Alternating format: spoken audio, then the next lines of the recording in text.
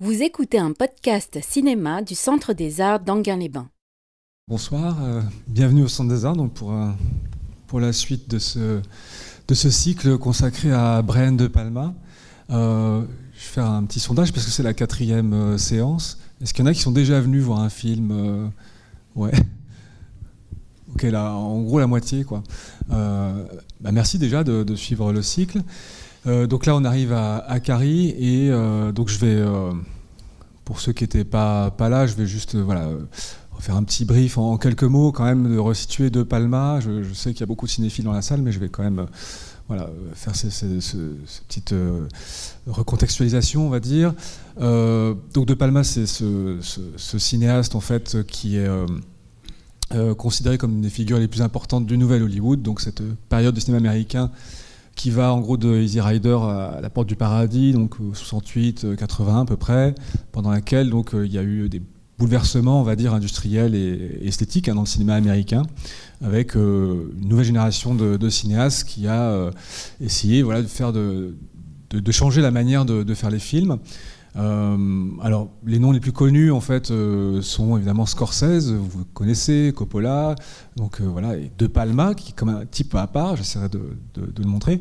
Et puis on a aussi peut-être d'un autre côté, on va dire Spielberg, Lucas, que je mettrais un peu séparément, bien qu'ils étaient tous amis ensemble, mais parce que en fait ils ont donné le cinéma des années 80 qui va être le plus populaire, on connaît Star Wars, Indiana Jones, etc. Pour revenir à De Palma, il est un petit peu spécial parce que, je vous disais, c'est pas comme Scorsese, c'est pas un cinéphile dès l'enfance, c'est quelqu'un qui était plutôt scientifique à la base. Et puis aussi, dans les années 60, il a tout un début de carrière qui est mal connu, que je vous ai présenté pour la première séance en octobre avec le film High Mom, qui date de 70, qui synthétisait un peu tout ça, et qui montre un peu une partie de la carrière de De Palma, dans laquelle il a été un cinéaste indépendant new-yorkais qui a abordé en fait le nouvel Hollywood, si vous voulez, sous son aspect très contestataire, anti-establishment, anti-système, on dirait aujourd'hui. Et puis quand on a vu Phantom of the Paradise, qui date de 74, on était encore dans cette veine-là, d'une certaine manière. Mais le De Palma que vous allez voir aujourd'hui, en fait, il a, à mon sens, il est vraiment né avec Obsession, qu'on a vu en décembre, qui est, pour moi et pour plein d'autres, je pense, vraiment son premier film, pleinement De Palmien, dans le sens où il est tel qu'on va le connaître en fait dans les années 80 et au-delà. Il va trouver sa grande forme d'une certaine manière, et qui est une forme de prolongation en fait du cinéma de Hitchcock, ce qu'on lui a beaucoup reproché. Mais il est beaucoup d'autres choses évidemment. Alors pourquoi je dis ça? Parce qu'Obsession était un remake quasi intégral de Vertigo d'Hitchcock. Alors donc si je reprends les choses où on en était, Obsession, c'est encore un film en fait qu'il a fait dans le cadre d'une production indépendante, c'est-à-dire que c'était pas financé par un studio. Et De Palma s'engage dans un cinéma en fait qui est qui demande beaucoup de moyens. Parce que c'est un art maniériste, c'est-à-dire un art de la reprise finalement, et qui demande, par exemple, si vous voulez faire des grands mouvements de caméra complexes, vous avez besoin aussi de décors, etc. Ça coûte de l'argent et il faut trouver ces moyens-là. Et où est-ce qu'on les trouve? C'est quand même surtout dans les studios hollywoodiens. Et d'une certaine manière, De Palma a besoin quand même d'eux pour avoir les moyens de faire ce qu'il veut faire pour développer son art tel qu'il l'entend. Et il a besoin d'un succès commercial pour se mettre les studios de son côté. Et Obsession n'est pas exactement un succès commercial, il marche bien, mais surtout ça lui permet en fait d'obtenir la reconnaissance de ses pairs en fait, et puis des critiques et des décideurs en fait dans les studios. Le film marche moyennement auprès du public, mais bon, pour une raison de calendrier que j'avais essayé d'expliquer, en fait Carrie sort très vite à la suite, et par son succès va effacer un petit peu faire oublier Obsession. Alors pour ce qui est de Carrie, en fait, je vous ai raconté une anecdote la dernière fois sur le fait que De Palma avait rencontré Paul Schrader, qui était un scénariste très important à l'époque, avec lequel il a écrit Obsession. Et Schrader lui a dit, tiens, j'ai un petit scénario là qui pourrait t'intéresser, qui s'appelle Taxi Driver. Et De Palma, il l'a lu. Il a dit, ouais, c'est intéressant, mais je vois pas le potentiel commercial. Donc il lui a dit, bah, en gros, t'as qu'à le refiler à Marty, ça va peut-être l'intéresser. Et donc c'est comme ça que Scorsese a réalisé Taxi Driver. Et finalement, là-dessus, peut-être que De Palma s'est un peu trompé, parce que c'est un film qui a eu beaucoup de succès critique et public. Cependant, il a eu quand même du flair, parce que quelqu'un, donc, je crois que c'est le frère ou un ami de Margot Kidder, qui était l'actrice de Sort de sang, qui lui propose, en fait, qui lui fait lire le bouquin de Stephen King, qui s'appelle donc Carrie, et qui est, je crois, son premier ou un de ses premiers livres signés de son vrai nom. Et De Palma, en fait, voilà, quand il lit ce bouquin, ça l'intéresse, il pense qu'il peut en faire quelque chose qui va marcher commercialement. Voilà. Et il a besoin de ce succès, donc c'est à la base quand même un calcul qu'on peut qualifier comme un peu cynique, ce qui n'empêche pas que ça ne sera pas un film de commande, hein, c'est-à-dire que ça sera du pur De Palma. Il va, comment dire, pas mal simplifier le bouquin. Bon, on ne va pas revenir dessus, je ne sais pas si certains l'ont lu, mais en tout cas moi je ne l'ai pas lu pour l'occasion, mais c'est un livre qui est assez... qui a une narration assez compliquée, qui est faite à base de coupures de presse, de lettres, etc., qui ressemble un peu à une enquête sur les événements qui ont eu lieu, etc. De Palma va donner une forme beaucoup plus simple au film. Il va lui donner la forme d'un film, d'un revenge movie, en fait, d'une certaine manière. Et puis aussi, c'est aussi un espèce de pré-teen movie, en fait, tel qu'on va en voir beaucoup dans les années 80. Alors oui, ce qui est assez amusant, c'est qu'il y a une interview en fait entre Tarantino et De Palma, parce que Tarantino admirait beaucoup notamment Blowout, et enfin De Palma en général et Blowout en particulier, et Carrie, puisque Tarantino de toute façon a une prédilection pour les films justement de revanche, en fait, parce que comme il le dit assez justement, c'est des films en fait ce sont les films les plus puissants en fait au niveau de l'impact sur le public, parce que vous avez une narration en fait qui est implacable, c'est-à-dire très simple mais implacable, et qui permet toujours à la fin de satisfaire le public. Donc De Palma savait très bien ça, mais ce qui était assez drôle en fait, c'est que ils discutent, donc Tarantino lui explique son admiration pour ces deux films, et De Palma lui a répondu oui, c'est vrai, de temps en temps il faut leur donner un Carrie, c'est-à-dire qu'il était parfaitement conscient que alors je ne sais pas qui est l'heure, s'il parlait des studios ou du public, donc il y a une pointe de cynisme en fait dans sa démarche. Mais voilà, ce qui est intéressant, c'est que ça, comme je disais, ça n'en fait pas pour autant un film de commande. Alors dans ce film-là, là je vous ai mis l'affiche qui est en fait très belle affiche, qui a été refaite pour la ressortie en DVD, je crois, en Angleterre. Alors qui est pas du tout l'affiche d'époque, hein, qui était l'affiche d'époque. Elle reprend le principe du split screen avec d'un côté Carrie avec sa robe et puis très belle coiffure du bal de fin d'année, et puis à droite la version ensanglantée. Ici on a, je crois, comme inspiration plutôt Nosferatu. Bon, je trouvais ça quand même très très beau, donc je vous ai mis ça. En tout cas, c'est Sissy Spacek qui interprète Carrie. Comment s'est-elle retrouvée là? Alors, comme je disais aussi la dernière fois, le casting de Carrie a été mené de manière conjointe avec le casting de Star Wars, ce qui est assez surprenant. Et donc Lucas et De Palma se passaient les auditions un petit peu en se donnant des conseils sur les gens qu'ils voyaient. Et je trouve ça assez amusant, voilà, sur le fait que ces deux cinéastes assez différents, mais qui avaient à ce moment-là en fait une démarche quand même qui se recoupait sur ce point précis, qui est de vouloir faire un succès commercial, ce qui était quand même une intention affichée de Lucas aussi, entre parenthèses.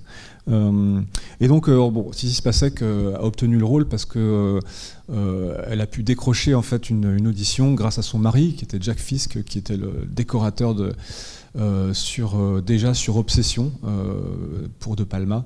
Et donc voilà comment c'est arrivé. Mais c'est pas du copinage du tout, hein. Bon, je le précise, c'est-à-dire qu'elle a vraiment tout de suite délivré une performance incroyable. Et De Palma est vraiment un très bon directeur de casting, j'ai envie de dire. Il sait toujours très très bien qu'il faut prendre. Et il y a très très peu d'erreurs de casting dans ces films. Très bien, on va voir le film. Puis on se retrouve donc juste après pour en reparler. J'espère que vous aurez plein de choses à dire aussi. Voilà, bon film, à tout à l'heure. Je trouve que c'est un film qui est quand même, je disais, assez simple dans sa narration par rapport au livre, et que je trouve assez parfait en fait dans sa construction. Et même si ça vient d'une histoire de Stephen King, finalement, on est vraiment chez De Palma. Enfin, il n'y a vraiment aucun doute, quoi. Enfin, je crois. Alors après, c'est finalement, même si le film paraît simple, c'est pas si évident d'en parler sans se, partir un peu dans tous les sens.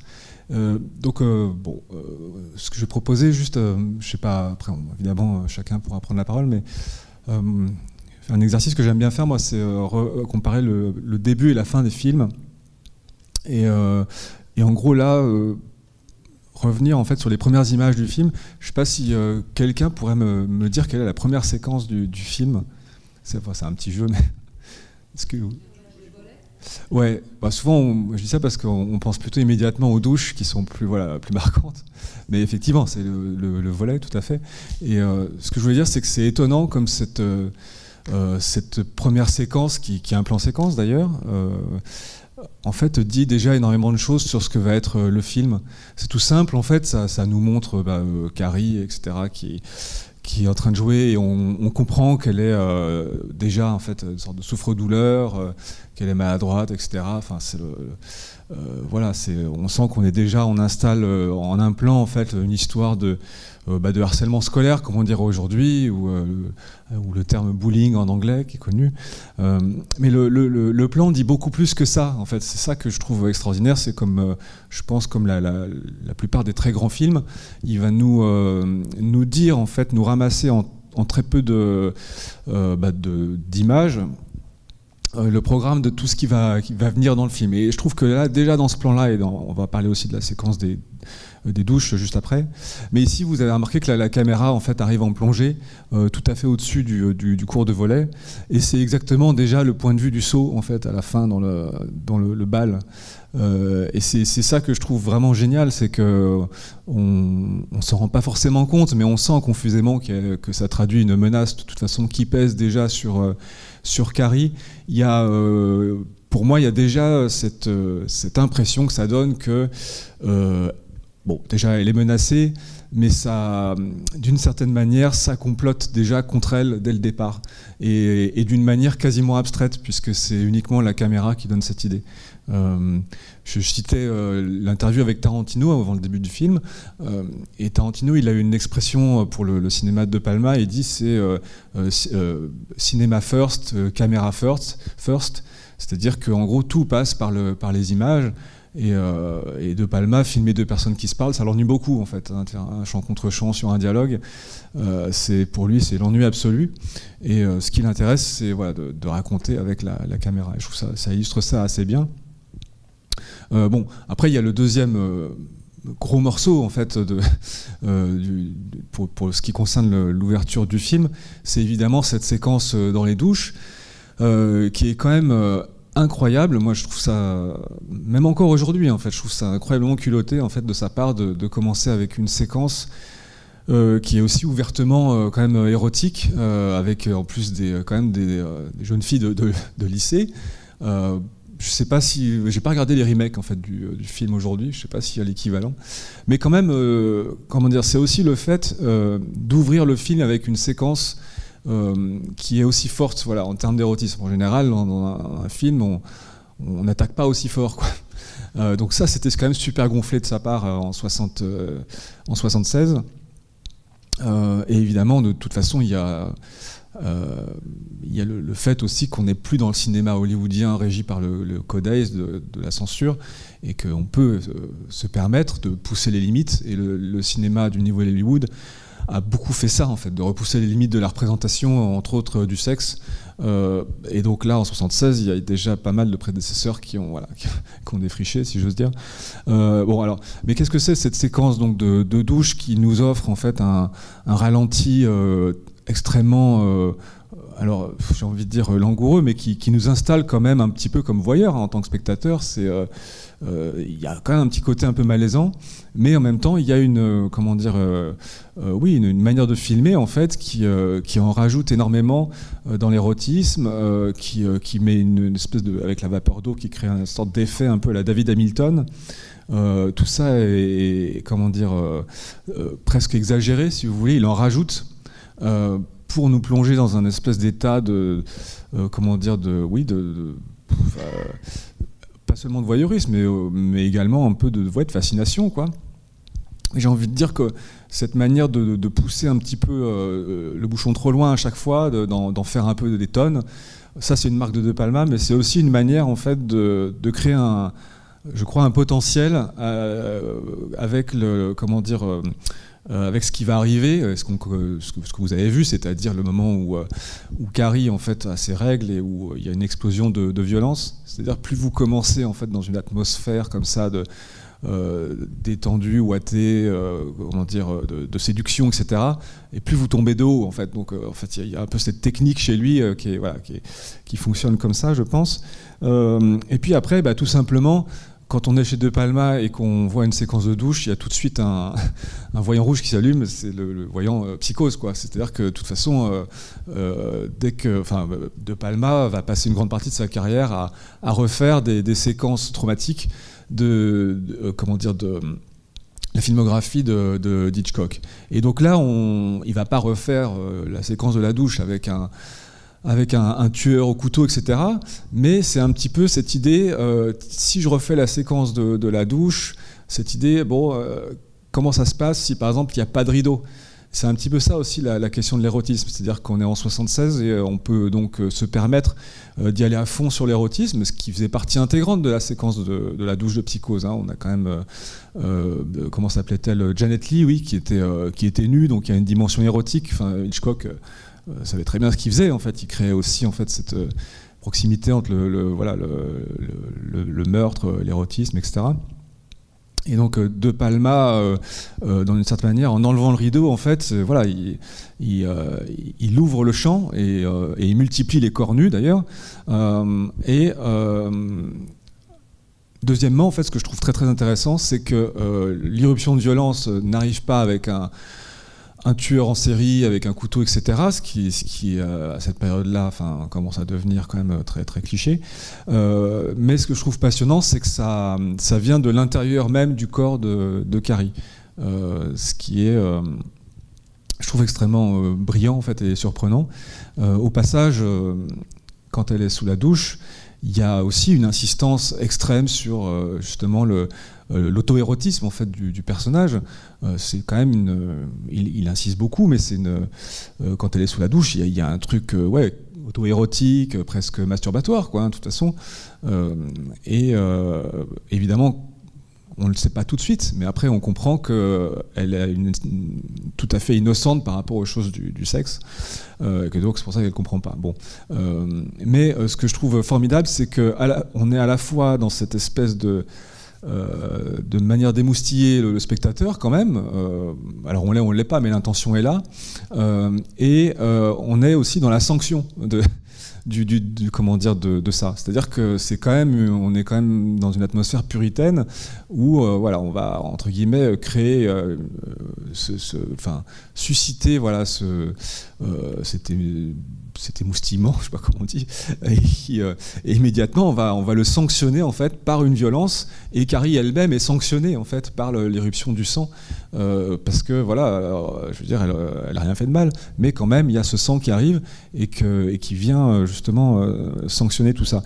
Et ce que je trouve intéressant, c'est que de toute façon, cette séquence en fait fonctionne comme une répétition parfaite de la séquence du bal. En fait, si vous reprenez, c'est exactement la même chose qui va se dérouler en beaucoup plus long, et avec beaucoup plus d'ampleur, de grandeur de décor, etc. Donc vous avez vraiment le programme intégral du film, en fait, enfin, de la séquence forte finale qui va venir. Parce que bon, le film dure encore après, évidemment, on en reparlera, il y a d'autres choses à dire dans le film, mais il y a ça. Alors, au passage, pour rester sur Hitchcock, vous avez peut-être repéré en fait qu'il y a pas mal de clins d'œil en fait à Hitchcock. Alors, dans Obsession, la musique, c'était Bernard Herrmann, le compositeur attitré d'Hitchcock. Il est mort juste après avoir fait la composition de Taxi Driver, d'ailleurs. Et donc, il ne pouvait plus travailler pour De Palma, donc il ne pouvait plus servir de lien concret, finalement, avec le maître. Et c'est là que De Palma a commencé à travailler avec Pino Donaggio, qui est un super compositeur, qui a fait beaucoup de films, dont une partition magnifique pour Blowout, et qui sera réutilisée par Tarantino, en parenthèse, parce que voilà, on n'en finit pas de boucler les choses, mais pourquoi je vous dis ça, c'est parce qu'en fait vous avez tous reconnu, j'imagine, l'imitation des violons de Psychose qui reviennent à chaque fois qu'elle déplace des objets, etc. Il y a ça, il y a des trucs qui sont alors plus ou moins évidents, il y a des petits clins d'œil du genre le nom du lycée qui s'appelle le Bates High School. Donc c'est évidemment Norman Bates, hein, c'est pas un hasard. Enfin, voilà, il y a des trucs comme ça que je trouve assez drôle. Sinon, sur la reprise formelle par rapport à Hitchcock, il y a un élément qui est par contre assez fort et qu'on ne repère pas forcément tout de suite.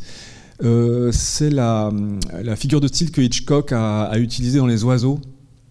Alors je ne sais pas si, je pense que tout le monde a dû voir Les Oiseaux. Vous vous souvenez quand Tippi Hedren est réfugié dans un restaurant dans la petite ville portuaire, et que les oiseaux attaquent, et il y a une séquence très très curieuse au niveau du montage, où en fait elle regarde dans différents angles, comme si elle était en arrêt sur image, et à chaque fois qu'elle regarde, en fait on a une catastrophe qui arrive, un oiseau qui attaque, une voiture qui prend feu, bref, un accident ou quelque chose. Alors il faut avoir un petit peu la séquence en tête, mais ce qui est assez fabuleux dans cette séquence, c'est que Hitchcock l'a montée de telle manière qu'on a l'impression que c'est son regard à elle qui déclenche les catastrophes, et que c'est pas une réaction seulement. Un montage classique aurait montré Tippi Hedren réagir à ce qu'elle voit. Et la façon dont il l'a monté, au contraire, il a en quelque sorte inversé ça. Et je crois que De Palma, dans Carrie, réutilise ce procédé, c'est-à-dire que c'est tout simplement le regard de Carrie qui va déclencher des meurtres, des catastrophes, etc. Et il va utiliser les fameux raccords dans l'axe qu'on voit très très bien à la fin avec la voiture, exemplairement quand elle est toute seule sur la route, qu'elle marche ensanglantée, et donc il y a Chris et John Travolta, je ne sais plus quel est son nom dans le film, pardon ? Billy Nolan, merci. Et donc, il y a ce moment de montage extrêmement rapide où elle se retourne, Carrie, et il y a des raccords dans l'axe sur ses yeux. Et la voiture fait des tonneaux, et on recommence encore une fois, et la voiture explose, etc. C'est je trouve des figures de style très, très, très, très efficaces, mais qui viennent vraiment de Hitchcock et des oiseaux. Alors, pour ce qui est moi, j'ai envie de vous proposer peut-être là parler directement de la séquence finale, puis après on déroulera aussi le reste, mais puisqu'on fait une comparaison début-fin, allons-y. La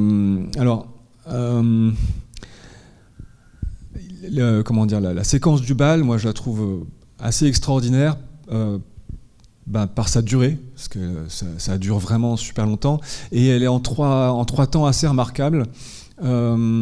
Alors, on pourrait les découper ainsi, en tout cas isoler des moments assez marquants dans cette grosse séquence.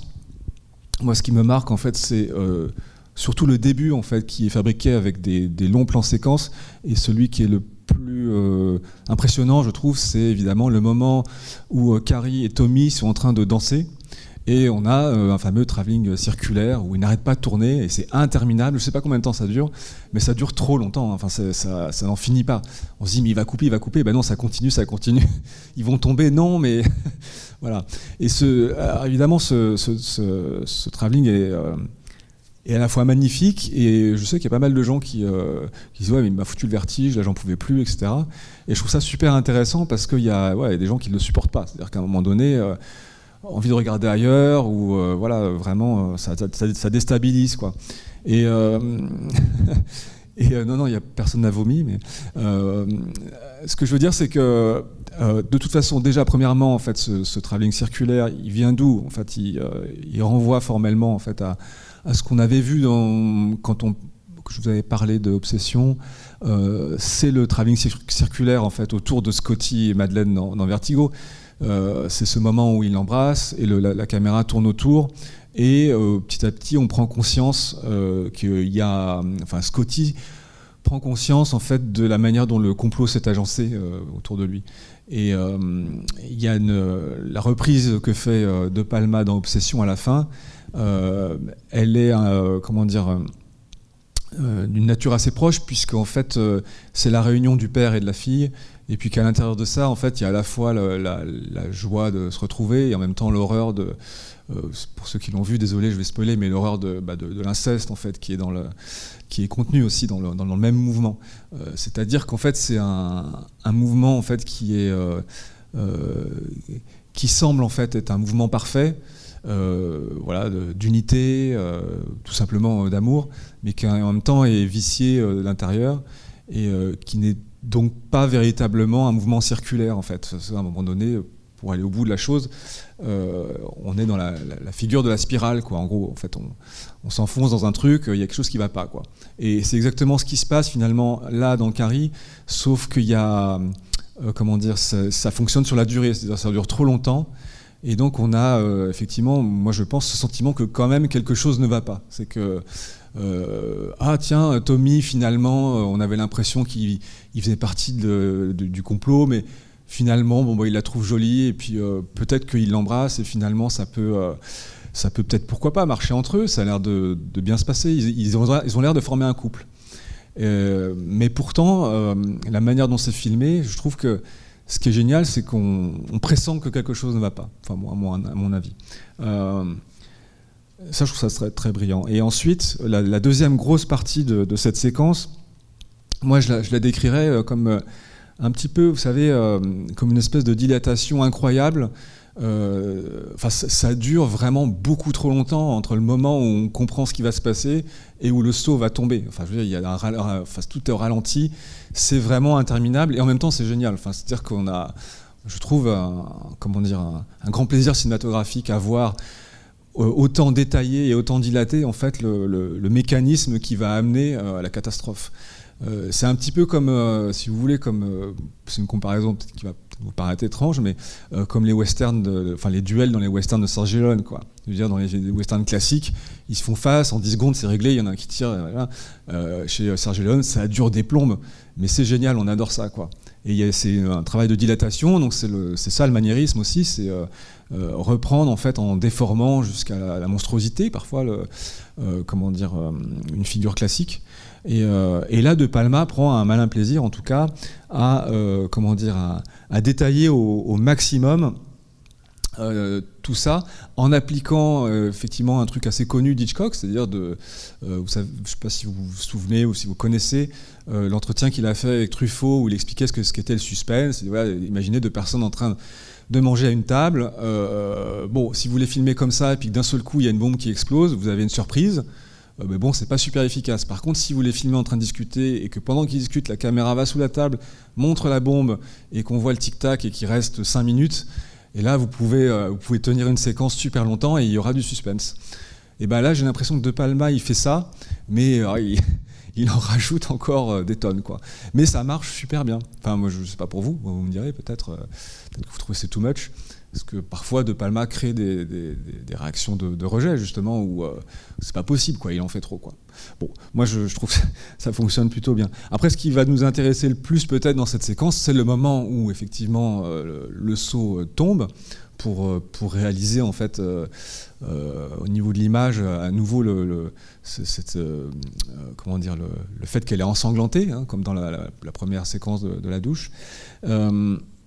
Et donc il y a ce fameux montage en split screen qui a fait une grande partie du succès du film, hein, parce que je ne sais pas si tout le monde le sait, mais ça a été un vrai carton, hein, le film a vraiment énormément marché. Et donc De Palma est devenu un peu le roi du split screen à partir de cette séquence, même s'il l'avait déjà utilisé avant. Et alors bon, le split screen, en fait, ça peut vouloir dire plein de choses en fonction de son utilisation. Alors là, moi, j'aurais en fait une proposition à vous faire par rapport à ça. C'est que, d'une certaine manière, c'est comment dire, c'est le moment de dissociation extrême du film qui va déborder sur comment dire, sur sa matière même, c'est-à-dire que vous avez comment dire, quand on prend c'est une question alors à la fois de scénario et de comment dire, et de montage, enfin de langage cinématographique. Tout simplement, quand vous voyez un film classique, je donne un exemple très simple avec des personnages qui parlent en chant contre chant, vous avez un raccord, c'est-à-dire que vous passez d'une image à l'autre, il y a une coupure, mais si le film est bien fait, vous l'oubliez, vous n'y pensez pas, vous avez l'impression d'assister à quelque chose de continu. C'est-à-dire que vous ne voyez pas la coupe, quoi. Et ben le split screen, en fait, lui, ce qu'il vient faire, c'est qu'il vient coller les images côte à côte et nous afficher le fait que ces images, en fait, sont séparées et qu'elles ne raccordent pas. Et je crois que cette séquence-là, elle vient d'une certaine manière acter une espèce de rupture radicale entre Carrie, en fait, finalement, et puis le reste du monde, hein, tout simplement. Parce que, et là peut-être qu'on arrive pour moi à ce qui est un peu le cœur du film, c'est ce qui est contenu dans le personnage de Carrie, mais c'est une espèce de, comment dire, alors pardon pour le jeu de mots, mais que je suis quand même content d'avoir trouvé, mais c'est l'espèce de dérèglement entre l'intérieur et l'extérieur du personnage. C'est-à-dire que en fait tout le personnage et le film, j'ai l'impression, est fait là-dessus, quoi. C'est-à-dire qu'elle a un problème en fait comment dire, dans la manière d'articuler en fait son intériorité et l'extériorité. C'est pour ça que sa seule manière en fait d'agir concrètement sur le monde, ça passe par des moments en fait où elle peut plus contenir en fait sa violence ou son désir, et ça passe par les yeux.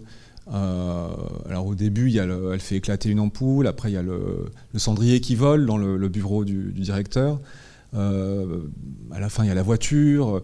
Globalement, en fait, ça passe beaucoup par les yeux. Et donc c'est vraiment ça donne ce sentiment en fait qu'il n'y a que son regard en fait qui peut toucher.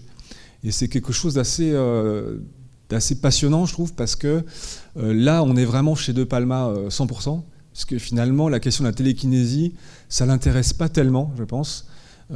Et ce qui l'intéresse, c'est plutôt la télékinésie en tant que finalement ça ressemble beaucoup comment dire, au voyeurisme, en fait. C'est-à-dire que cette position où vous pouvez comment dire, vous fantasmer en fait que vous pouvez agir sur quelque chose à distance.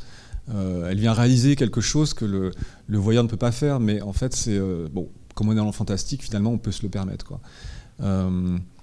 Et donc cette question d'intériorité et d'extériorité, on la retrouve beaucoup évidemment avec la maison, qui est un décor complètement délirant, hein, de maison gothique avec la mer et qui a une cape. Enfin, c'est un truc.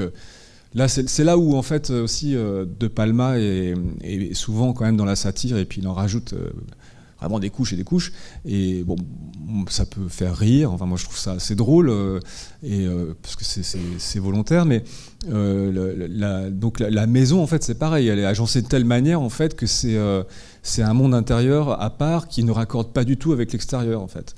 Et dans ce monde-là, vous avez le petit placard en fait où elle est enfermée quand elle a fait une bêtise, etc.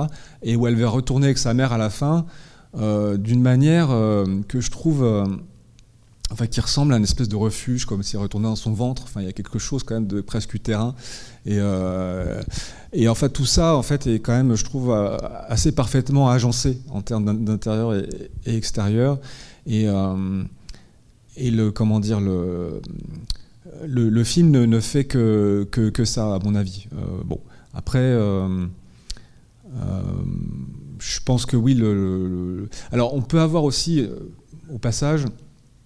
Je sais que le film aussi, on peut avoir une lecture avec l'angle féministe, enfin, c'est-à-dire sur le fait que, d'un certain point de vue, ça raconte quand même l'histoire aussi d'une jeune femme en fait qui s'affirme et qui va, d'une certaine manière. Alors, je vais partir d'une anecdote que je trouve drôle dans le film. C'est un plan un peu fugace, mais c'est dans le bureau du directeur. Quand il y a l'entraîneuse en fait qui est là, qui lui explique, bon, etc. Ce que les filles ont fait avec Carrie, etc. Et en fait, il y a un plan où elle est proche du directeur et sur son short, au premier plan, il y a du sang. Et lui, c'est assez rapide, mais il la regarde et il est super mal à l'aise. Ça me fait beaucoup rire, ce truc. Mais c'est assez génial parce que je trouve que ça montre assez bien, en fait, d'une certaine manière, l'hypocrisie et puis le fait qu'on veut pas voir ce genre de choses, en fait. En tout cas, lui qui est directeur et qui donc est là pour faire en sorte que tout se passe, que la société fonctionne comme elle doit fonctionner, on va dire, et ben il veut pas voir en fait ces choses-là, donc voilà, ça fait partie, les règles, ça fait partie des choses que on veut cacher, et donc la féminité en fait peut pas exister, elle est obligée de cacher plein de choses en fait, voilà. Et donc le film est là d'une certaine manière, si je veux le dire les choses un peu vulgairement, pour éclabousser l'écran et d'affirmer tout ça de manière vraiment extrême, quoi. On peut le voir comme ça. Et il y a la figure de la sorcière de toute façon qui est là, ça qui est assez, je pense, assez indéniable, qui apparaît, je pense, assez bien à la fin, quoi. Bon, après, je ne pense pas que c'est la préoccupation principale de Palma, mais je signale parce que le film a été lu comme ça, parfois. Et je pense qu'il peut l'être, il contient ça en lui, mais je ne pense pas que c'est le truc principal. Après, je pense que, par contre, De Palma, lui, ce qui l'intéresse, encore une fois, là, je vous parlais de la maison de la mère, mais c'est évidemment l'autre pan très important du film, c'est la question de relation mère-fille et plus largement de la filiation. Et ça rejoint ce qu'on disait sur Obsession, hein. Donc Obsession, c'est entre un père et une fille, mais c'est une question en fait qui est à la fois une question humaine en fait, donc relation enfant, parent-enfant, et la question de la filiation, c'est aussi une question artistique, c'est-à-dire si je simplifie, Hitchcock le père et De Palma le fils, quoi. Donc comment on fait pour qu'il y ait une passation, etc. Qu'est-ce que ça donne? Et ici, il y a un effet de montage qui est tout à fait saisissant à la fin. Vous vous souvenez tous, quand on arrive au moment du cauchemar de Sue, qui apporte les fleurs sur la tombe de Carrie, déjà je trouve que la mise en scène est vraiment géniale parce qu'on a vraiment l'impression que c'est la maison en fait qui est sous terre avec les gravats, avec le For Sale qui est écrit comme une croix, etc. Ça a été, juste pour l'anecdote, ça a été filmé à l'envers. Je ne sais pas si vous avez fait attention. Les voitures roulent à l'envers en fait dans le plan. C'est ça qui donne en fait une dimension onirique très réussie au plan. C'est quand elle avance en fait, elle recule. Et bref, elle arrive et donc vous vous souvenez tous, il y a un moment où elle dépose des fleurs, il y a la main de Carrie qui sort. Donc ça c'est un effet horrifique qui fonctionne toujours, qui aujourd'hui est un peu basique, mais qui fonctionne très bien, qui je crois avait été emprunté à Délivrance de John Boorman, bon peu importe. Mais moi, c'est pas ce qui m'intéresse, c'est plus le raccord avec le bras de la mère en fait, qui réveille sa fille.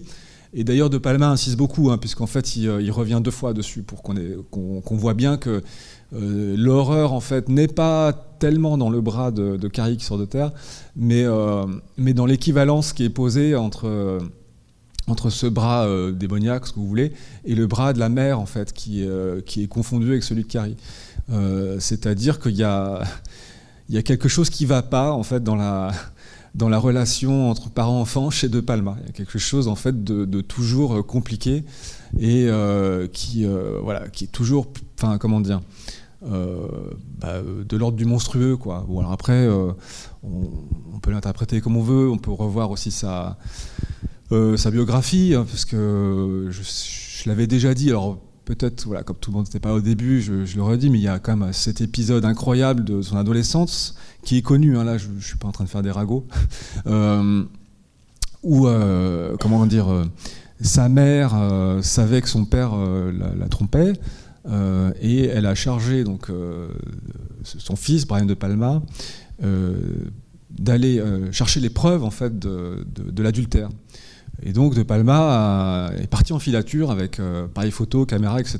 pour essayer de coincer son père, donc commandité par sa mère. Donc, et c'est un truc assez incroyable parce que c'est ses premiers pas de cinéaste, en fait. C'est cette position de voyeur qui va donc voilà, en plus observer son père. Enfin, c'est un truc assez dingue, en fait, quand on y pense. Et il a réussi, c'est-à-dire qu'il l'a quand même chopé. Et donc après, il s'est retrouvé. Alors, il raconte qu'il est responsable du coup de l'explosion de la cellule familiale. Et après, il ajoute qu'il a compris après que c'était quand même une erreur, pas seulement parce que c'était immoral, c'était aussi parce qu'après il s'est retrouvé à vivre seul avec sa mère et que c'était un cauchemar, ce qui était apparemment difficile, mais aussi extrêmement manipulatrice, quoi. Bon, enfin en tout cas, on peut voir en tout cas là, je pense, une explication traumatique aussi à plein de choses chez lui. Mais de toute façon, comme je vous disais, en fait, cette problématique de la filiation qui peut pas être normale. C'est pas seulement un truc de scénario, quoi. C'est aussi une problématique, en fait, qui concerne le geste artistique, quoi. C'est-à-dire le fait d'arriver après les grands maîtres, les grands classiques, etc. Et puis comment on fait pour continuer et reprendre les choses, les retravailler, etc. pour essayer de retrouver ou de produire une beauté au moins aussi grande que celle qu'on a connue. Et parfois ça produit des choses incroyables et parfois ça produit des monstres, quoi, en fait. Donc voilà. Mais après il y a plein d'autres choses dans le film, hein, évidemment. Il y a aussi, quand je disais que De Palma a le sens du casting, il y a quand même, vous avez remarqué qu'il y a John Travolta avant Grise, si je ne dis pas de bêtises, et La fièvre du samedi soir.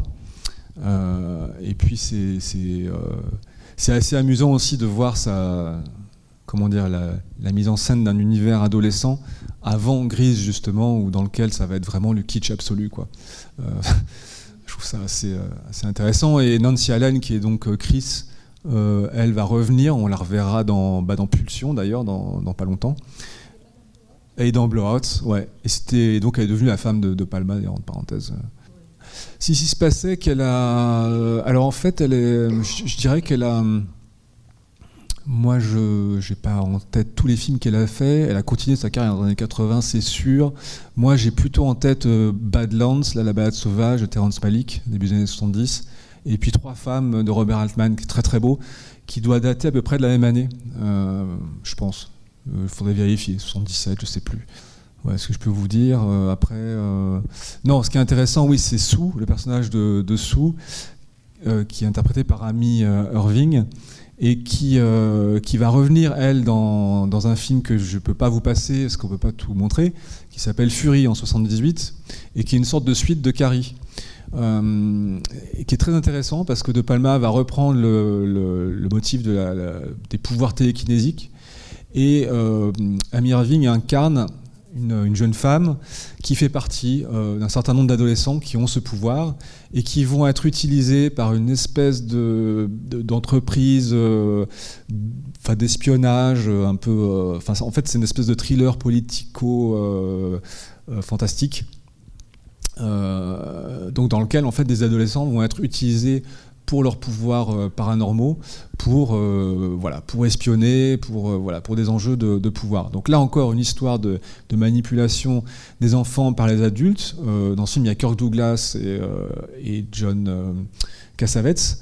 Et c'est très très beau parce que ça ressemble vraiment à une suite de Carrie dans le sens où il y a, vous savez, donc quand je vous parlais de l'histoire du bras de Carrie qui touche Sue à la fin du film, et c'est assez beau de voir cette suite Fury où on a l'impression qu'il y a eu une transmission effectivement de pouvoir en fait de l'une à l'autre. Et le film Fury est très très bien. Il préfigure un petit peu comment dire les thrillers un peu plus politiques que va faire De Palma par la suite. Voilà, donc, et puis il y a une fin extraordinaire que je peux pas raconter. De toute façon, je vous disais, c'est un problème de relation entre voilà, comment dire, figure paternelle, enfin les parents et les enfants. Et l'enjeu du film, en fait, c'est comment le personnage interprété par Amy Irving va arriver à se débarrasser de la figure paternelle, en l'occurrence John Cassavetes. Et c'est violent. Mais c'est normal, on est chez De Palma. Oui, il y a un truc moi, qui me... Je sais pas trop ce qu'il veut dire.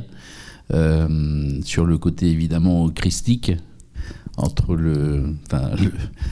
l'espèce de chapelle un peu chambre noire placard, là, où on voit un Christ sur sa croix, qui est la reprise totalement exacte de la manière dont meurt la mère à la fin. C'est même le même emplacement des couteaux à la place des clous. Oui. Et surtout qu'en fait, les bras sont pas tous les deux en haut. Oui, c'est en biais en fait. Mais c'est un mélange entre effectivement la crucifixion et Saint-Sébastien, parce qu'il y a les flèches. C'est très curieux, ouais. Mais oui, la mère, elle meurt exactement dans la même position. Et moi, ce que j'adore en fait, c'est les râles en fait. Alors là, c'est pareil, on est chez De Palma, alors il en rajoute. C'est de la jouissance, quoi, quand t'es pas. Ah oui, là, complètement. Bon, je pense qu'il y a quand même vraiment une ironie sur la. Faut le dire, sur la pénétration de toute façon, puisque c'est des couteaux, bon, bref. Mais oui. On est chez De Palma, quoi. Je veux dire, à un moment donné, la symbolique peut être grossière. Bon, ceci dit, moi je trouve que ça fonctionne très très bien. Alors il y a eu une adaptation, je crois, récemment, parce que Carrie a été refait dans les années 2000, 2 ou 3 fois. Enfin, il y a une suite, je ne sais pas si quelqu'un l'a vu. Et je crois qu'il y a une version où à la fin, ils se sont dit, tiens, on va revenir au bouquin de Stephen King, on va vraiment adapter fidèlement, voilà ça. Et si on le fait fidèlement, à la fin, dans le bouquin, Carrie, elle tue sa mère en fait en provoquant un arrêt cardiaque. Donc en fait, c'est vachement moins bien, c'est-à-dire que cinématographiquement, ça n'a pas beaucoup d'intérêt. Et c'est très drôle si vous voyez la masterclass de De Palma à la Cinémathèque en 2017, enfin, on peut la trouver en ligne facilement. Et il raconte ça, c'est très drôle. Et il dit, ouais, en gros, il se moque. Il dit, ouais, on est au cinéma, les gars, vous n'avez pas compris, il faut du spectacle. Et alors c'est quand même ça, De Palma aussi, il faut quand même dire, hein, c'est que quand on va voir un film de Palma, enfin j'ai déjà dit ici, mais on est servi pour le spectaculaire, quoi. C'est-à-dire que à la fois il va, complètement déconstruire en fait justement toute cette mise en place spectaculaire, mais il va nous l'offrir en même temps. C'est-à-dire que moi j'ai rarement autant de plaisir au cinéma que quand je vois un film de Palma. Je veux dire, un beau plan séquence. Enfin tout est vraiment somptueux, virtuose, etc. Mais il y a aussi effectivement ce travail où il va nous dire oui, mais regardez comment c'est fait, etc. Et je trouve ça absolument génial. Et oui, ce que j'avais oublié de dire, c'est que il y a quand même cette atmosphère. Alors je ne sais pas si on doit dire paranoïaque, mais dans ce rapport justement complexe de Carrie qui n'arrive pas en fait à avoir un rapport normal avec l'extérieur. Et pour cause, parce qu'effectivement, comme elle a été élevée, etc. Il y a aussi, je ne sais pas si vous avez remarqué, des plans qui sont des signatures de Brian De Palma. C'est des plans à double focale, c'est-à-dire que deux personnages qui font face à la caméra, mais qui sont assis à des distances de plusieurs mètres, sont nets tous les deux. Et c'est quelque chose d'impossible au cinéma. C'est-à-dire que quand vous filmez... si vous mettez votre caméra très très loin pour avoir les deux personnages à la même grosseur dans l'écran, je ne sais pas si c'est clair ce que je dis, mais en tout cas, c'est pas possible optiquement en fait d'avoir les deux nets. Donc ce qu'il fait De Palma, c'est qu'il va filmer, je ne sais pas s'il filme en 2 fois ou s'il utilise un objectif spécial, enfin en tout cas, il va, si vous voulez, d'une certaine manière, écraser en fait la perspective et rapprocher des objets qui ne devraient pas l'être. Et ça crée en fait des choses très très bizarres. On l'a plusieurs fois dans le film. Vous vous souvenez peut-être le moment où Tommy est en train de ricaner pendant que le prof lit son poème, et elle, on la voit au fond. Et alors, on la voit une première fois au fond avec un effet de perspective, donc elle est petite, et une deuxième fois où elle est rapprochée, nette. Et là, en fait, vous avez cet écrasement, en fait, et qu'on retrouve plusieurs fois.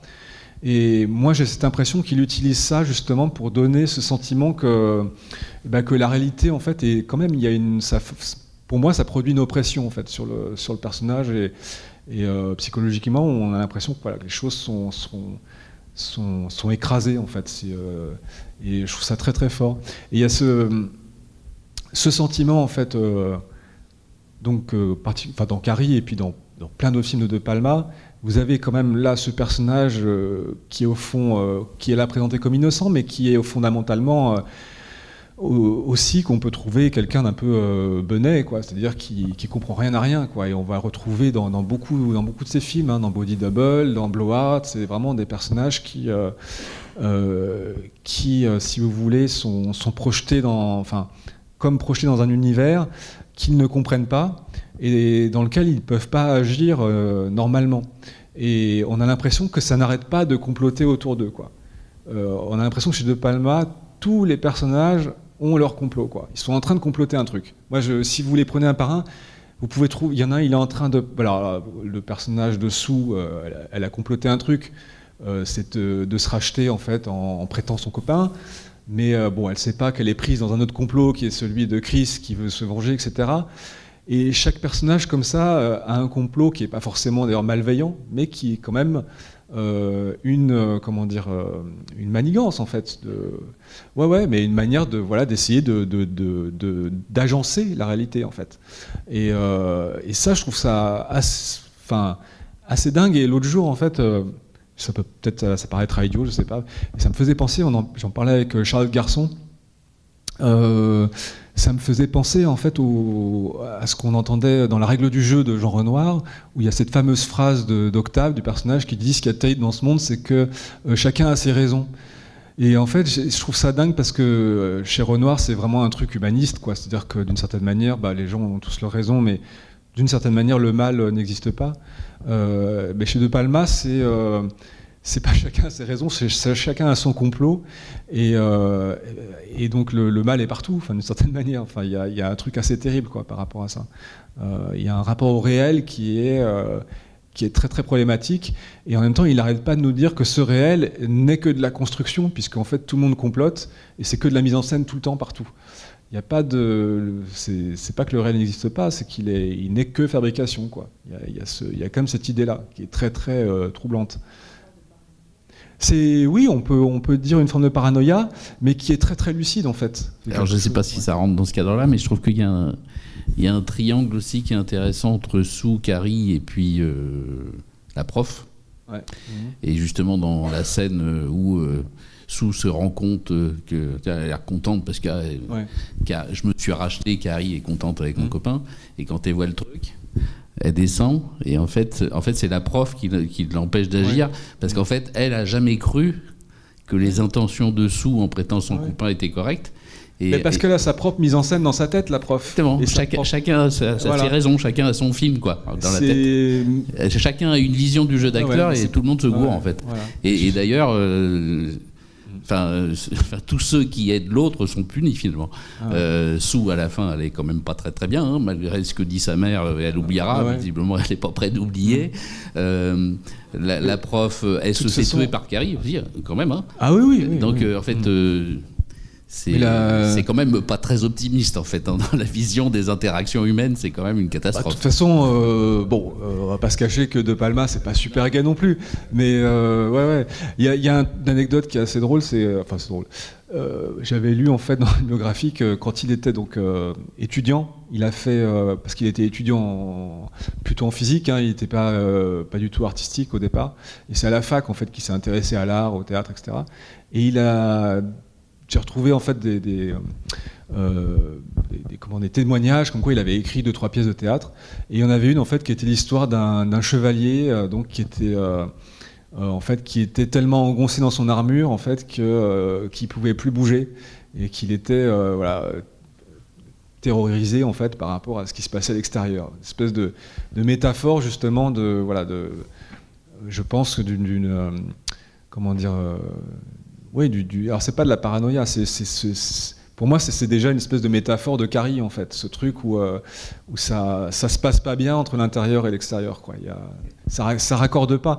En fait c'est vraiment ça mais le split screen c'est ça à la fin, c'est que plus rien ne raccorde avec rien en fait. C'est vraiment littéralement ce qui se passe à l'écran. C'est que les images ne peuvent plus raccorder entre elles normalement et voilà.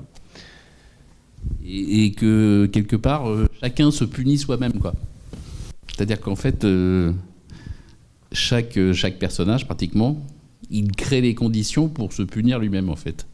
Il y a un côté très puritain, là, aussi. Hein, oui, je crois. Chez tous les personnages. Ah, oui. Mais alors, De Palma n'est pas catholique. Enfin, il était élevé, je ne sais plus ce que c'était, je peux dire de bêtises, baptiste ou je ne sais pas quoi, mais il est d'origine catholique, de par cette origine... italienne, mais élevé en fait, plutôt dans une ambiance puritaine, mais par contre fasciné par l'imagerie catholique, parce que c'est une imagerie violente. Tu sais, il le disait, hein, j'invente pas. Hein. Et là, on retrouve évidemment, on y va à cœur joie. Enfin, je veux dire, c'est dans la maison de la mère. Enfin, c'est quand même, c'est tellement too much, quoi. Mais c'est drôle. Enfin, moi, ce côté, justement, contrairement à Scorsese qui est toujours beaucoup sur le rachat, etc. Ouais. De Palma, il n'arrête pas de dire que c'est pas possible le rachat en fait. Et quelque part, juste l'imagerie du sang entre la scène de la douche où en fait elle se lave. Et en fait, ça sert à rien parce qu'en fait, elle va se mettre à saigner. On a la même scène dans la baignoire à la fin. Elle se lave, mais en fait, après, elle va se refaire souiller de sang, etc. En fait, et c'est tout aussi le personnage de la mère qui psychote ses relations avec son ex, etc. Et puis, mais en fait, elle y prenait plaisir. En fait, c'est un truc qui n'en finit pas. En fait, ils sont dans une espèce de machine à laver qui lave jamais, quoi. Oui. Et puis une hypocrisie complète. Hein, de toute façon, là-dessus, ça c'est sûr, quoi. Et un rapport au désir en fait qui est du refoulement, de la punition, etc. Et ça c'est des trucs assez classiques, mais quand même, alors dans Carrie c'est un peu spécial peut-être, mais De Palma, je crois, il offre toujours des moments où quand même on peut, la notion de plaisir, elle est quand même là. C'est-à-dire que déjà esthétiquement, sinon charnellement, c'est plus compliqué. Mais on va dire, de toute façon, tout passe par le regard, qui est quand même dans un fonctionnement qui tourne autour de la question du voyeurisme, etc. Évidemment que le plaisir, en fait, ne peut exister que dans l'image, de toute façon. Bon, ça, c'est pas... Voilà. Mais il y a au moins ça, effectivement. Et ce que je veux dire, c'est qu'il n'y a pas de culpabilité, je crois, associée à ça, en tout cas. Sur le fait de prendre plaisir, justement, par rapport au voyeurisme, ça pourrait être quelque chose, justement, qui est à la base quelque chose comme assez immoral, quand même, dans le sens où, voilà, la personne qui est observée, en fait, ne sait pas que, etc. Donc, il y a une transgression, en fait. Là-dessus, moi, je trouve pas, en fait, qu'il y ait de condamnation ou quoi que ce soit. Il a toujours mis en scène ce truc-là, quoi. Et juste, après, c'est peut-être un peu, j'enfonce des portes ouvertes, mais c'est vrai que dans la scène du saut, là, il y a quand même c'est vraiment une scène parodique d'un mariage dans une église, quoi. C'est-à-dire, ils montent tous les deux à l'autel comme s'ils montaient à l'échafaud, au lieu d'avoir, je sais pas quoi, des crucifix ou des trucs pieux en fait, il y a le seau avec le sang du porc. Il y a les deux personnages d'Amy Irving et Travolta qui sont dans les sous-sols. On a l'impression que c'est Satan qui est en dessous. Enfin, il y a quelque chose de très spécial, quoi.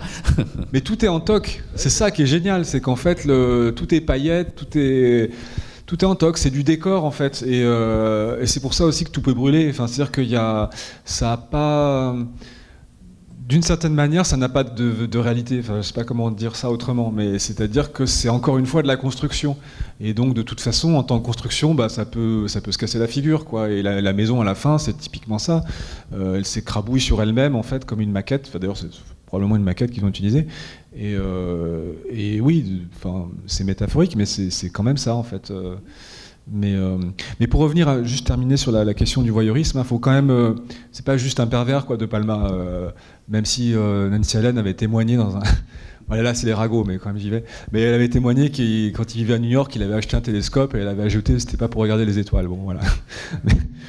Mais bon, non, je veux dire quand même que pourquoi ça fonctionne De Palma, c'est parce que c'est plus le côté rear window, fenêtre sur cour, c'est-à-dire que ça fonctionne parce qu'on est des spectateurs dans une salle qui regardons un film, et en fait, ça, moi à mon avis, ça joue quand même beaucoup plus là-dessus et sur le fait que l'impuissance en fait qui est celle des personnages souvent à l'écran, elle est la nôtre aussi, et en fait ça marche quand même plutôt, je pense, par rapport à ça que par rapport à un délire pervers de vrai voyeuriste. Enfin, il est très très conscient de ce qu'il fait. Enfin, je veux dire, voilà. Après, sa vie privée, je connais pas plus que ça, quoi. D'ailleurs, dans les, je crois que c'est entre le directeur de l'école et la prof, quand elle vient exposer la situation que vient de vécu et que Carrie entend tout là, il y a un échange avec le prof où elle dit et en même temps je comprends un peu les élèves, et lui il répond vous n'avez pas à avoir d'avis sur la manière dont vit sa mère. Justement, il y a le côté faut pas être voyeur de ce qui se passe, et en même temps bon. Oui, là il y a une. Oui, après à la base c'est le truc très américain où on doit respecter toutes les croyances, même si c'est complètement dingue. Mais là c'est surtout de lâcheté aussi. Enfin, je pense, mais quand même, voilà, n'empêche que voilà, De Palma dans ce qui a été longtemps considéré comme un petit film d'horreur quand même, parce que c'est quand même des genres de films qui étaient longtemps quand même regardés de haut, hein, et quand même, vous voyez, je trouve qu'on peut quand même en sortir beaucoup de choses, et quand même des commentaires quand même sur la société américaine qui sont quand même assez forts. Ça a été fait avant l'Exorciste ou juste après? Après. L'Exorciste, c'est 1213, un truc comme ça. Là, c'est 76. Ça commence à être le nouvel Hollywood tardif quand même. Hein. Il arrive, comment dire, le succès commercial dans sa carrière arrive relativement tard, puisqu'il a commencé au milieu des années 60. Quoi. Mais c'est vraiment... à partir de là que ça décolle, quoi. Esthétiquement, De Palma, il trouve ses marques avec Obsession. Et avec Carrie, il connaît le succès, et après c'est parti, quoi. Après il y aura Pulsion, donc il y a Fury qui marche pas mal. Il va faire un truc assez étonnant, un film avec des étudiants en 78, avec les étudiants de l'université où il était allé quand il était étudiant, donc à New York, et il va faire une sorte d'exercice en fait de fin d'études avec eux, mais qui va prendre des proportions assez importantes pour devenir une sorte l'équivalent d'un film indépendant qui s'appelle Home Movies, c'est-à-dire les films de famille, quoi, si on veut, et dans laquelle en fait il va raconter l'épisode de l'adolescence que je vous ai raconté tout à l'heure, c'est-à-dire qu'il va le mettre en scène d'une façon complètement satirique, et c'est très très drôle. C'est drôle à la façon de Palma, c'est-à-dire avec on peut dire des gros sabots si on veut, et donc il met en scène tout ce truc-là avec le personnage. Alors le jeune homme, comment il s'appelle, Keith Gordon, je crois, qui joue l'adolescent dans Pulsion, qu'on verra, qui joue dans Movies et qui joue l'alter ego de Palma, et donc il part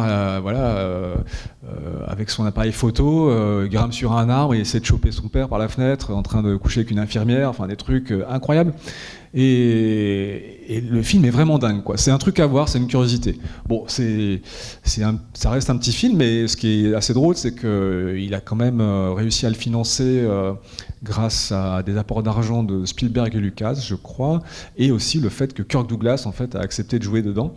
Donc un truc complètement dingue, c'est un film qui est fait par des étudiants, et Kirk Douglas qui débarque, donc c'est assez drôle, et il joue le rôle du mentor, du réalisateur mentor, en fait, ce qui est une mise en abîme de Palma qui coachait les étudiants, etc. C'est très, très amusant à voir. Je suis pas sûr qu'il y ait des versions en DVD sous-titrées français, mais on le trouve sinon en anglais. Et c'est très amusant aussi de constater que De Palma a beaucoup de recul justement par rapport à cet épisode de sa vie qui quand même est quand même, enfin moi je redis, c'est quand même super glauque, je trouve. Mais ce traitement qu'il applique, moi je trouve assez génial, quoi. Et voilà. Mais nous on se retrouvera donc début février pour Pulsion Dress to Kill, qui sera à nouveau un gros succès parce que là il va vraiment comment dire, créer le prototype du thriller de Palmien, thriller érotique, quoi.